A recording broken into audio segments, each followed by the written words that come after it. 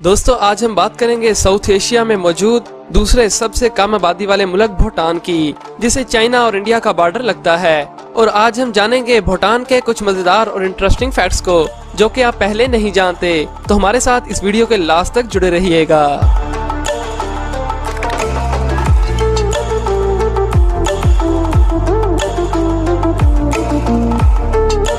दोस्तों क्या आप जानते हैं कि भूटान में रहने वाले सभी लोगों को फ्री हेल्थ केयर प्रोवाइड की जाती है, क्योंकि वहां की मिनिस्ट्री ऑफ हेल्थ ये चाहती है कि भूटान के हर शहरी की सेहत अच्छी रहे और हेल्थ के हवाले से उनकी कंट्री टॉप 5 में भी रहे।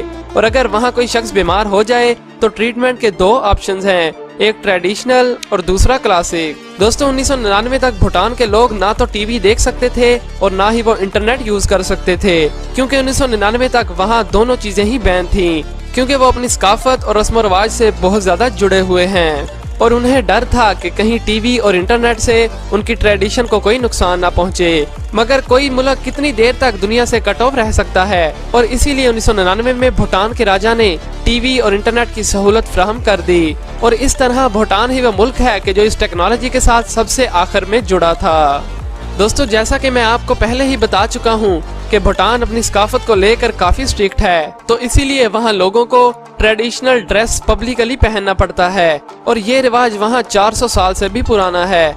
वहाँ मर्दों के ट्रेडिशनल ड्रेस को गहू और औरतों के ट्रेडिशनल ड्रेस को कीरा कहा जाता है। अगर आप भूटान के लोगों का स्टैंडर्ड चेक करना चाहते हो तो वो काफी सिंपल है, क्योंकि आपको बस उनके स्कार्फ का कलर देखना होगा। आम लोगों के स्कार्फ का कलर व्हाइट और रॉयल फैमिली के स्कार्फ का कलर येलो होता है।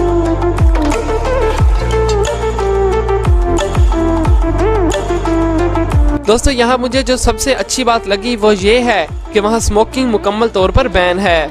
2010 में भूटान के राजा ने एक कानून बनाया कि जिसके मुताबिक वहाँ कोई भी शख्स ना तो तंबाकू के खेत उगा सकता है और ना ही तंबाकू को बेच सकता है। और इस तरह भूटान दुनिया का वो वाहिद मुल्क है कि जहां तंबाकू मुकम्मल तौर पर बैन है। लेकिन अगर कोई टूरिस्ट स्मोकिंग करने के लिए अपने साथ सिगरेट वगैरह लाना चाहे तो उसे सिगरेट के लिए बहुत ज्यादा फीस भरनी पड़ती है, लेकिन फिर भी वो पब्लिक प्लेस पर स्मोकिंग नहीं कर सकता।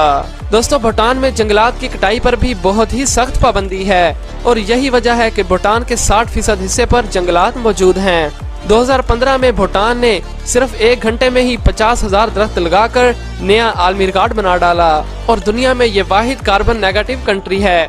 यानी यहाँ इंसानों और फैक्ट्रियों वगैरह से जितनी कार्बन डाइऑक्साइड फिजा में फैलती है तो उससे ज्यादा वहाँ के जंगलात कार्बन डाइऑक्साइड अब्सॉर्ब करने की सलाहियत रखते हैं।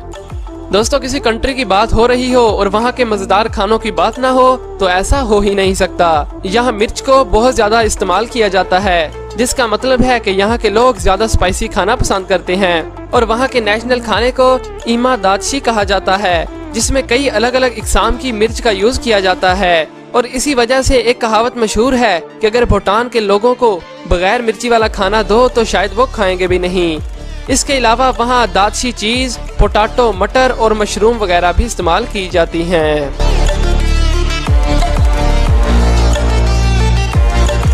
दोस्तों आपको ये जानकर हैरानी होगी कि इस मॉडर्न और टेक्नोलॉजी के दौर में भूटान में लगाए गए साइन बोर्ड्स पर वो सभी ड्राइंग्स और इंफॉर्मेटिव रूट्स अपने हाथों से ड्रा करते हैं। भूटान का कैपिटल थिम्फू बिजी होने के बावजूद वहां आपको कोई भी ट्रैफिक सिग्नल देखने को नहीं मिलेगा, बल्कि पूरे भूटान में ही आपको कहीं भी ट्रैफिक लाइट देखने को नहीं मिलेगी और ट्रैफिक के रिलेटेड सभी चीजों को वहां की पुलिस मैनेज करती है। और इस वीडियो में आप एक ऑफिसर को बूथ में खड़े होकर ट्रैफिक कंट्रोल करते हुए देख सकते हैं और टूरिस्ट भी इस नज़ारे को काफी इंजॉय करते हैं कि कैसे पुलिस ऑफिसर सड़क पर खड़े होकर ट्रैफिक को कंट्रोल करते हैं। दोस्तों जैसे हम मुख्तलिफ त्योहारों पर अपने घरों को डेकोरेट करते हैं, वैसे ही भूटान के लोग भी मुख्तलिफ त्योहारों पर अपने घरों को डेकोरेट करना पसंद करते हैं, जिसके लिए ये अपने घरों की दीवारों पर एनिमल्स और बर्ड्स पैटर्न ड्रा करते हैं जो दिखने पर जिंजर ब्रीड हाउस जैसा लगता है। भूटान में ज्यादातर घर 3 मंजिला इमारतों पर मुश्तमिल होते हैं, जिसमें ग्राउंड फ्लोर जानवरों के लिए,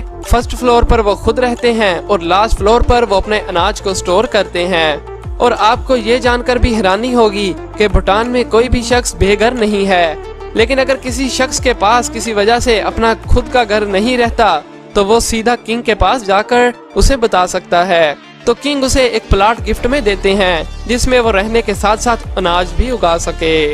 दोस्तों भूटान का वीजा आसानी से नहीं मिलता और अगर आप अकेले विजिट करना चाहते हैं तो शायद आपको वीजा मिले ही नहीं।